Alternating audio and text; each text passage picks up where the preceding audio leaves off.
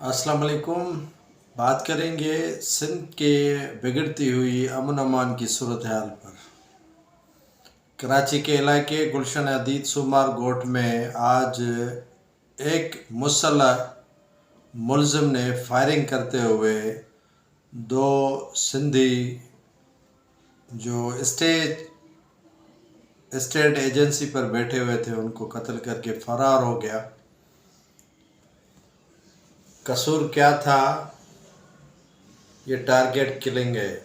अगर किसी और कम्युनिटी की टारगेट किलिंग इस तरह होती तो कराची में आग भड़क उठती और एहतजाज होता, शदीद रद्द-ए-अमल आता। लेकिन इन दो सिंधी जो कत्ल हुए स्टेट एजेंसी पर, ताहाल पुलिस इनका पुरसान हाल नहीं बनी और मुंह खुला हुआ दहशतगर्द आता है और दोनों को फायरिंग करके चला जाता है। लेकिन पुलिस उसका ना तो ताकुब करती है ना उसे गिरफ्तार करने में कोई पहल करती है।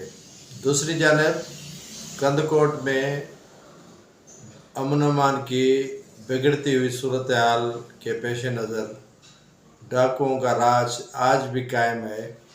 आज एक सहाफ़ी के बेटे समेत दो अफराद को डाकुओं ने अगवा कर लिया है और एक को ज़ख्मी कर दिया है। ये बाइक पे तीनों अफराद आ रहे थे कि रास्ते में रोककर डाकुओं ने दो नौजवानों को अगवा कर लिया, एक को ज़ख्मी करके फ़रार हो गए।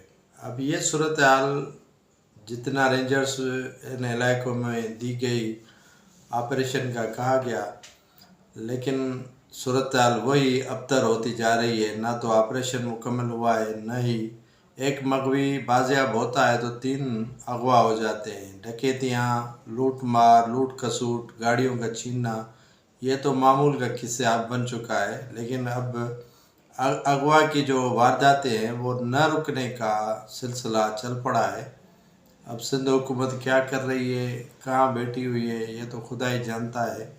लेकिन सिंध का आवाम बड़ी तकलीफ़ से गुज़र रहा है। सिंध के जो बाशिंदे हैं वो शदीद तकलीफ़ से गुज़र रहे हैं।